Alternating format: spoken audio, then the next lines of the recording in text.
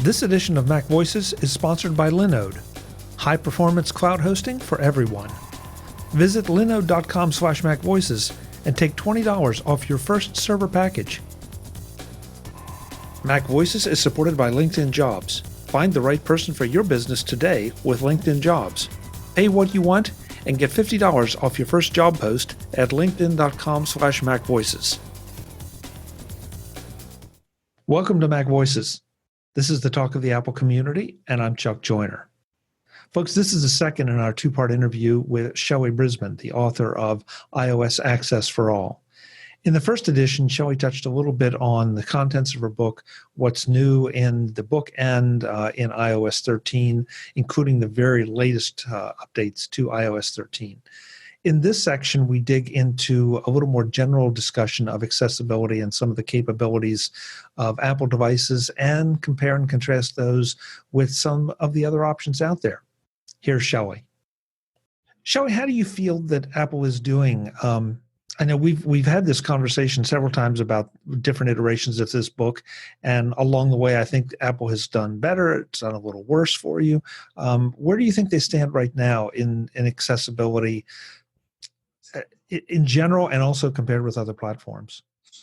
I think right now, and let's talk about iOS specifically, because I think the Mac is a different case, which we can talk about a little bit. But I think in iOS 13 for them in accessibility mirrored what it was generally speaking. In other words, there were some nice new chunky features, but there was still a little bit of a catch-up, clean-up kind of thing, which is what iOS 12 was more about. But there was a combination of things like voice control, which is a brand new feature, like this voice over commands and activities thing, which I think hardly anybody is using yet, but that will come to something. And then other much smaller tweaks and fixes. Now, I will say that iOS 13, from accessibility point of view, did suffer from some of the same general software quality issues that iOS 13 did. So if you want, you can't say, well, this team's doing great and this other team's not. It's all of a piece, I guess. So in that sense, I feel like accessibility is like ticking along just in the same way that iOS is. There aren't features that I can point to that are huge missing gaps. I think it's more that which is kind of great for Apple because it means they can surprise us. Like nobody was saying, wow, I sure wish we had voice control. And then they made it for us. It was more like they surprised us and we were like, oh, that's cool. And so that's a good position for them to be in. Now, the Mac, I don't think they've paid as much attention to VoiceOver. That's, again, it probably mirrors overall Apple iOS versus macOS, because I feel like macOS is getting less attention, and the things about VoiceOver that are sort of creaky on the Mac are still creaky, and Catalina hasn't really changed that. They did fix a few things, but it's not a subset of the operating system that's really improved a great deal. Now, with dark mode in macOS and some better use of, there are a few little tweaks around the edges in terms of visual accessibility that they did that were nice. As far as other platforms, Microsoft and Google are tearing it up, especially Microsoft. And people say it starts from the top, and it sort of sounds like a cliche, because I'm not one of these people who venerates CEOs for the sake of doing it.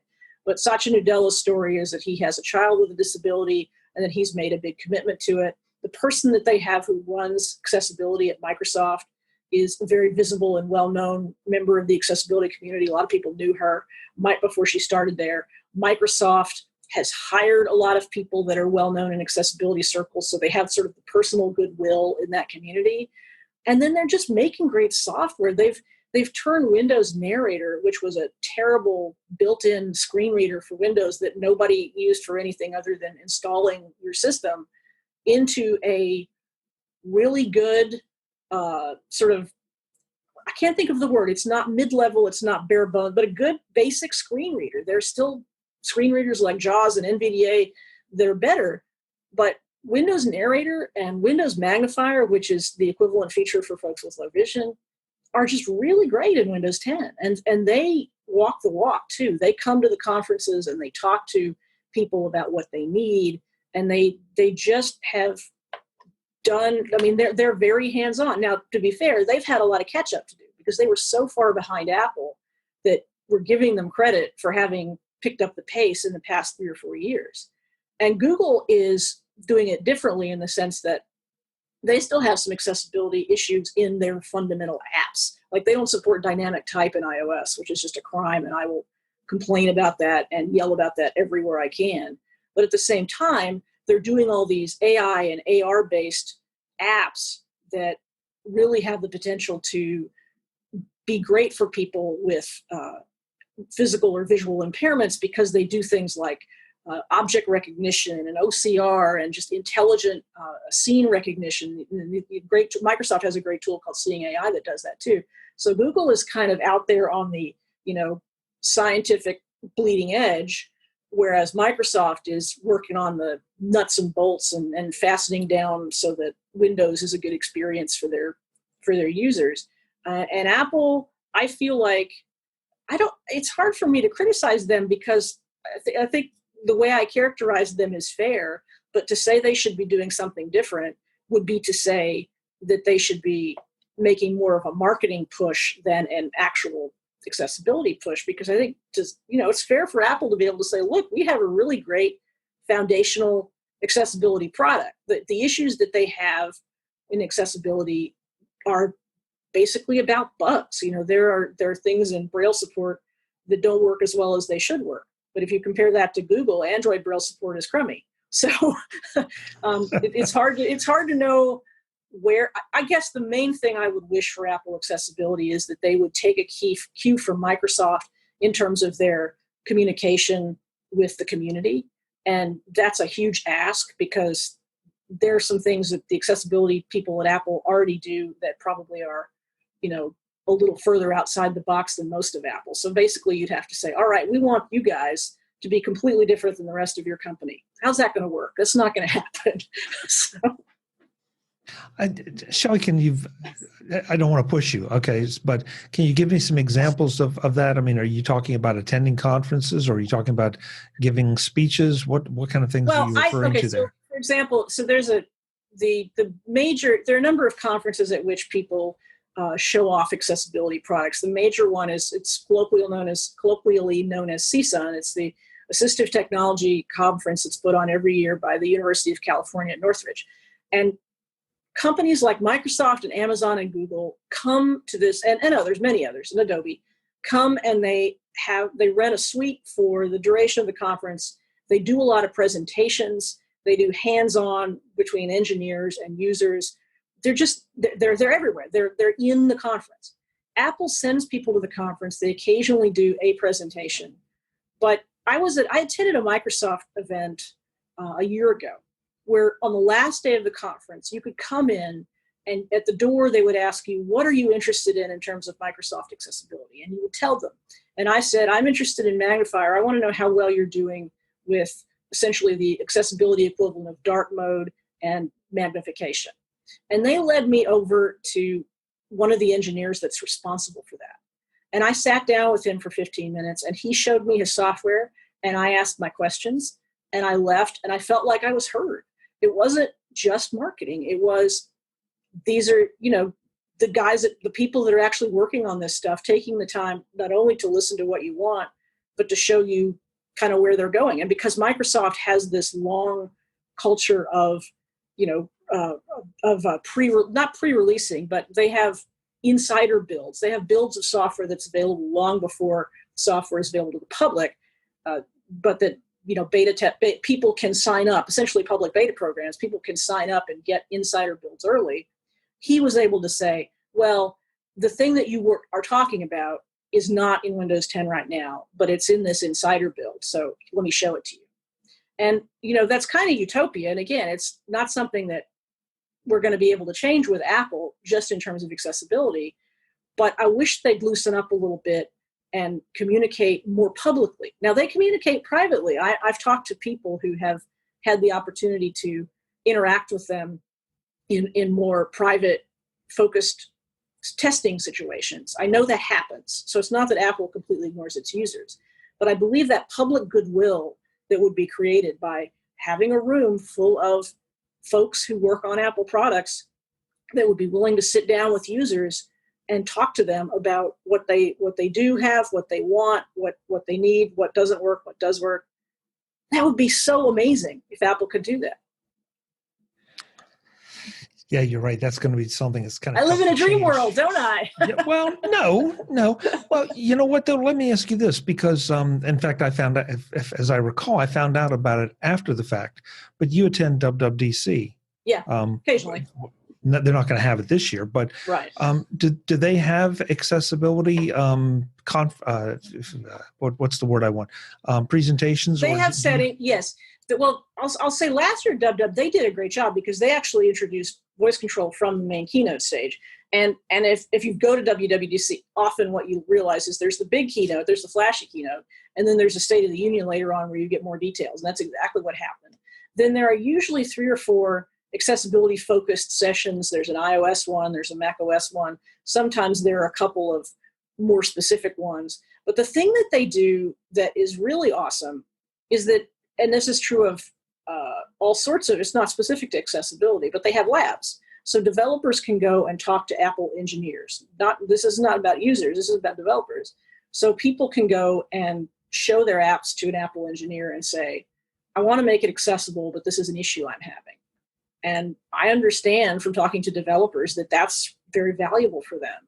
And not just in accessibility, but they do have accessibility-focused labs that they do. So I realize that makes it a whole lot more limited and doesn't give access to even the general accessibility community. But is that enough? Is that adequate to be working with the developers to try to help them get over hurdles and get the stuff out there? Well, it's different. I mean, for developers, that's great.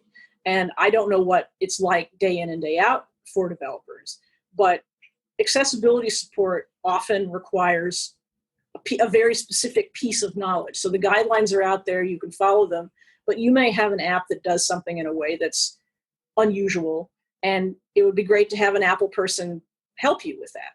But that's, to be honest, people who use accessibility tools often feel that they're ignored. So the goodwill aspect, I'm talking about users, not developers now. So the goodwill aspect of it and the aspect of feeling seen, feeling heard is incredibly important to a community like those who use accessibility tools. And so that's sort of the goodwill part that for a mainstream Apple user might be accomplished by, seeing pretty videos or feeling like Tim Cook is probably a nice guy. Those things are great. From a practical point of view, what the person with accessibility needs wants to know is that somebody at Apple heard or saw the bug they submitted, the wish that they had for a new feature. Again, I'm talking about this long enough that it feels like I'm saying that Apple is totally derelict in this, and they're not. I think a lot of times the things they do go unseen. I think there are some cases where they could do more in addition, just to let people out there know that they are being heard. And as big a company as Apple is, I think they hear and see more than they let on a lot of times. But for somebody who's out there trying to get a Braille display to work with iOS that has a specific bug, or for somebody out there who's trying to, use a switch control device with iOS or with macOS, so they might be having some specific issue, that person doesn't have as large a community of other people in the same situation to whom they can go for help, nor do they have any reason to believe that Apple is specifically aware of what their issue is. And that creates upset in a community like that. But I think it's fair to say, and I'm not playing an Apple apologist here at all, but at the same time, I think it's fair to say that that's sort of been Apple's modus operandi on just about everything. 100%. This is not from gaming to video. It's yes. Just that's not the way they've 100%. Approached. And I also have to think that for people who work in this space and who agree with what I'm saying, they're not in a position to change it a lot of times. I mean, because it's Apple. It's just, that's the way Apple works. I think accessibility is a good example for Apple of the limitations of their choice of communication style, but it doesn't mean it's going to fix it. Linode.com/MacVoices is where you want to go if you need a virtual hosted cloud server. What makes Linode so great? That's what Linode specializes in. They feature native SSD storage, a 40 gigabit network, and industry-leading processors, so your server is FAST fast. Because you pay for only what you use with hourly billing across all plans and add-on services. No extra charges for data transfer, no hidden fees or nasty surprises at the end of the month.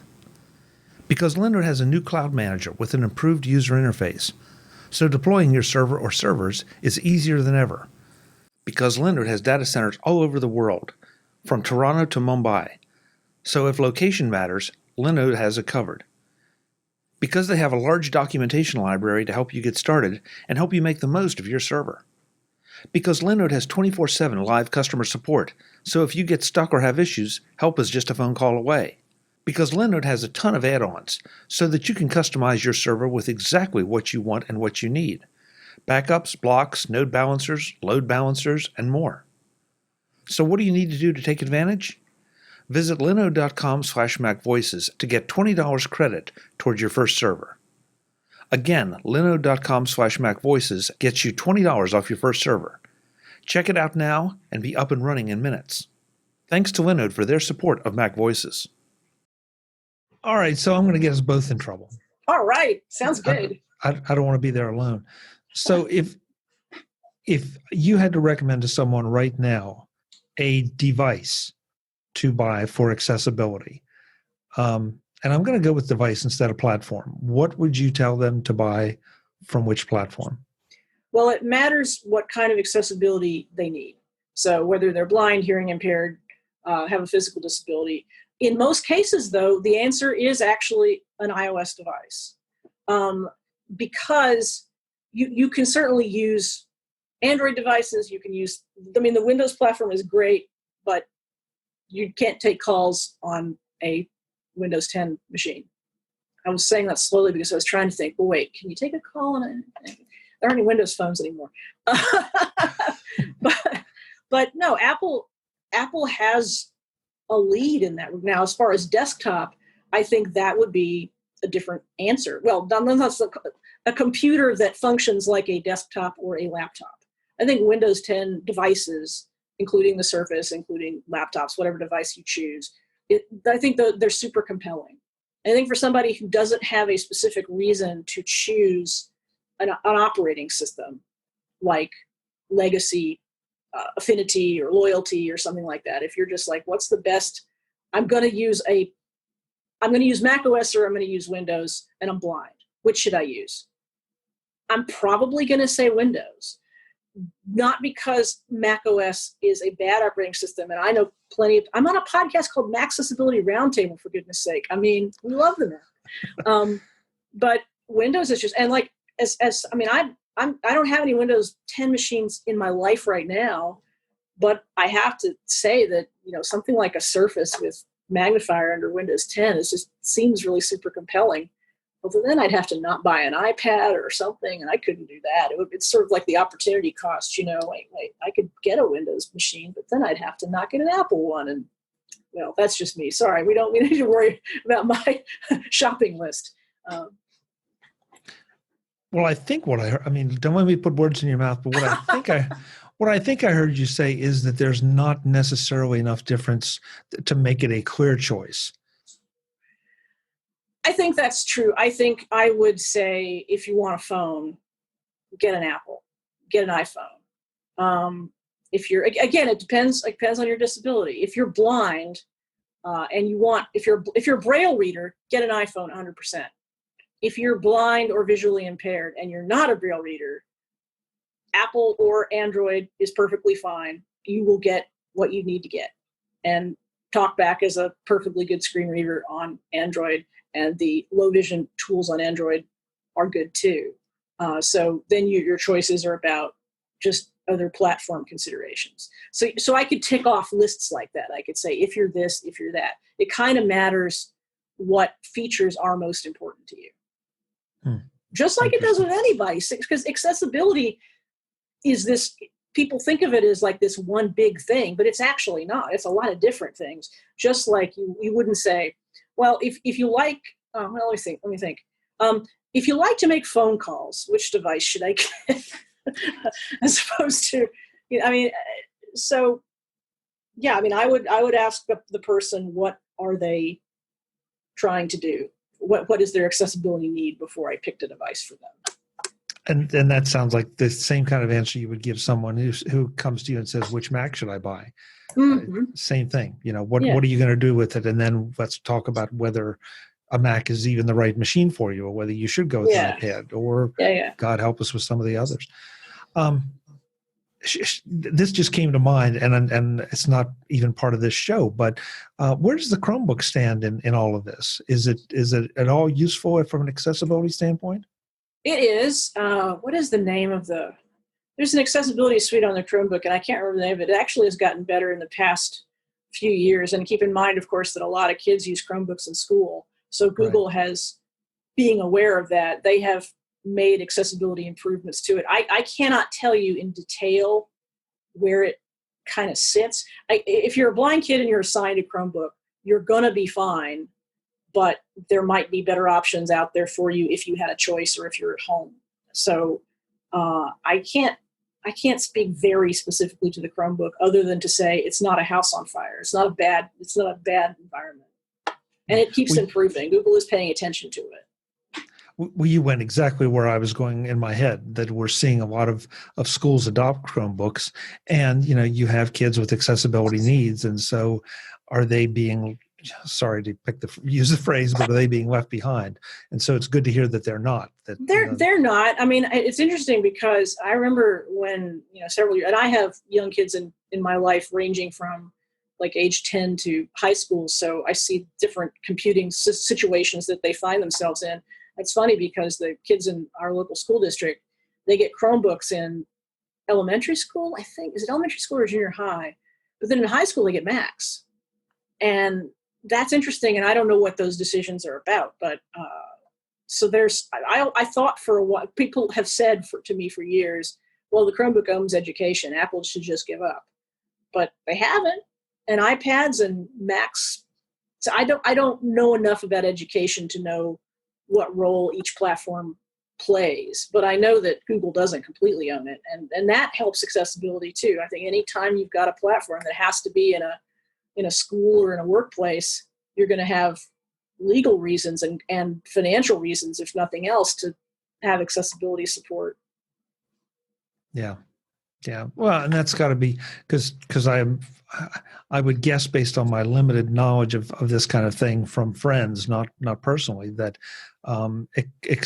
children with accessibility needs, the parents tend to be kind of vocal about that, as they should be. Mm-hmm. And so if that were the case, if somebody were being left behind, I would imagine we would have heard a lot more about it. Well, I think we do. I mean, I don't want to say that there is nothing like that happening. And especially in the times we're in right now, where kids I'm really worried about the experience kids are having as they're having to learn from home. And it's a really different experience if you're a very young child and maybe you're used to, as a person with accessibility needs, hands-on, literally physical contact with the devices and the person who's teaching you how to use them. And I think that the issues of being left behind tend to be bigger than a specific piece of equipment. They still definitely exist. Some disabilities are probably better represented, and they're more easy for parents to lobby on behalf of than others. And I know, for example, the iPad is, I should say, really, really highly thought of in dealing with autism and kids on the autism spectrum and with cognitive disabilities, because there's so much that people, and it's all in the apps. It's not even just the device, but there's so much people can do to create apps that have no friction or barrier between the student and the content. And a touch screen is just so perfect for that sort of thing. And the iPad is also the thing that people whose kids have disabilities often have in their home. So even if you're assigned a Chromebook or something else at school, you may very well be learning how to use an iPad for educational purposes in your home as somebody with an accessibility need, which requires the teachers then to know, oh, how does that work? How do I explain to the kid how to use an iPad accessibility features? Right. I don't know if that answered your question, but it was just a Yeah, ramble. no. Oh, yeah, no. I mean, again, these are all different ways of thinking. And actually, that sort of segues into one last point I want to make before we wrap up. And that is just because you, audience out there, don't have maybe limited eyesight or hearing issues or some of these, that doesn't mean the accessibility panel is not for you. There are some amazingly useful things in those controls that you can use every single day that will make your life easier and better. Now, if you ask me what those are, I can't tell you because I don't know your situation. But I know there are plenty of times I go into the accessibility panels, and right now I don't have any specific needs, but I find settings that make my life easier.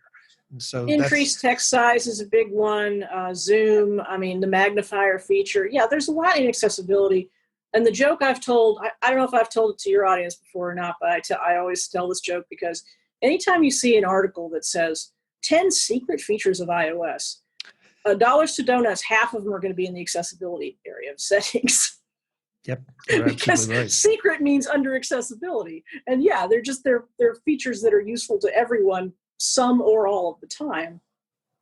Yeah. It's a fun place to kind of poke around and see what's there and what it does. I mean, the voiceover is not something that, obviously for someone with limited eyesight is going to be spectacular, but there are things that you could press it into service for just in your daily life that would be potentially very useful. So, that's why I guess at the end of the day, iOS 13 for all, iOS Access for all, iOS Access for all is not just for those who have accessibility needs. It's for everybody that wants to get a little more out of this and get the lowdown on some of those secret features.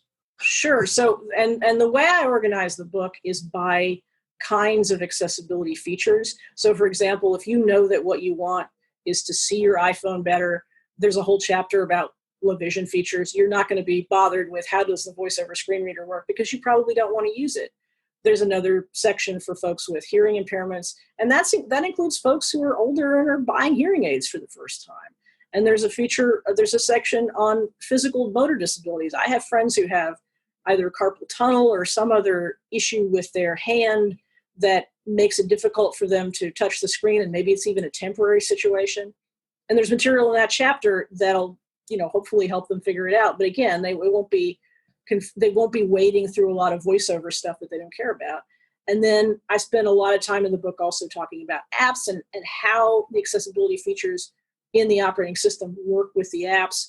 And the thing my table of contents is ridiculously long and detailed so that you can just tap on the thing that you want and you don't have to read 184,000 words if you don't want to. This edition of MacVoices is supported by LinkedIn Jobs. Finding good people for your business is harder than ever, and that's why you should use LinkedIn Jobs to fill that difficult-to-fill position. LinkedIn Jobs not only gets you the candidates with the right technical skills, but also with the right soft skills, so that they match your requirements perfectly. LinkedIn is the world's largest professional network. Isn't that where you want to be looking for your next hire? Of course it is. With LinkedIn Jobs, you don't waste time interviewing people who aren't qualified or aren't what you're looking for. That's why, somewhere, a person is hired every 8 seconds with LinkedIn Jobs. Find out more about how LinkedIn Jobs can help you with your next hire at linkedin.com/MacVoices. Pay what you want and save $50 off your first job post. That's linkedin.com/MacVoices to save $50 off your first job post. Thanks to LinkedIn Jobs for their support of MacVoices. So the book is obviously available on Amazon. It's available on the Apple Books, everywhere that you can get ebooks. I sell it on my website, which means I get the most benefit from that, iosaccessbook.com. It's also available in the Apple Bookstore, which is the same exact book that I sell you. But if you feel like Apple needs 30% of your dough, then feel free to buy it from the Apple Bookstore. No, buy it from Shelly's site, no question. Yeah, I have to buy a new MacBook at some point. Yeah, Shelly needs that 16-inch MacBook, That's right. You can help pay. You can buy a key. Help me. Go fund me. Go fund my next Apple purchase. Yeah, that's perfect. You mentioned the Accessibility Roundtable podcast. Where I know you're a lot of different places and a lot of different ways to contact you, but can you give me a quick rundown so that folks know where they could reach you and ask some questions if they have them? Sure. So you can find me on Twitter at Shelly, Shelly. The Maccess, so that's the best way to get a hold of me and get my attention. The book has a Twitter as well, which is iOS Access Book. I do a whole bunch of podcasting. There is Parallel over on the Relay Network, which is a conversation between somebody in the accessibility community and somebody who's not about a tech topic. Then there's the Maccessability Roundtable. I'm a panelist and part-time host, and we talk about everything Apple and accessibility related. And then just for fun, I just started a new podcast because I love classic movies. It's called Lions, Towers, and Shields, and that's over on the Incomparable Network. So if you want to hear me not talking tech, that's where you should go. Lions, Towers, and Shields, shall we? Yes. Mm-hmm. Okay. That refers to that. So back in the day, MGM's logo is the lion, Warner Brothers is the shield, and RKO was the tower. So Lions, Towers, and Shield. The Incomparable likes things that sound like superheroes, so that's as close as I could come. Well, I like it. I could have sat here for a long time and not picked up those three references. So thank you for clarifying that.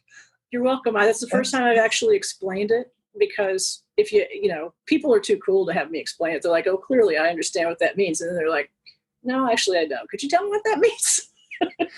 Well, I had to ask because I had this vision of a Roman Colosseum with throwing people to the lions. So right. I wasn't quite sure where you were going with this, Shelly. I told you, the Incomparable folks, they like their superheroes and their comic book villains, and I just like old movies, and so I had to live up to a high standard over there.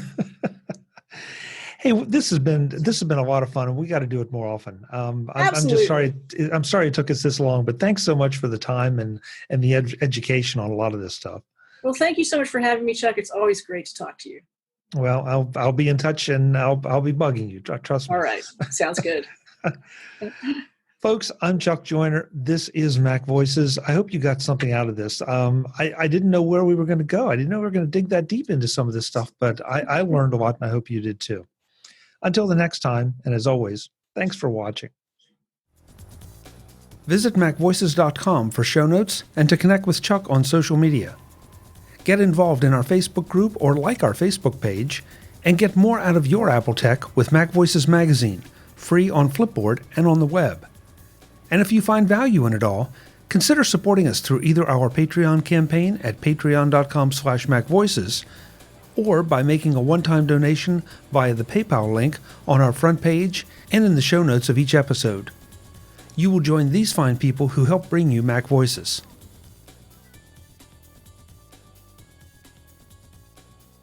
Advertising handled by Backbeat Media at backbeatmedia.com. Bandwidth provided by CacheFly at cachefly.com.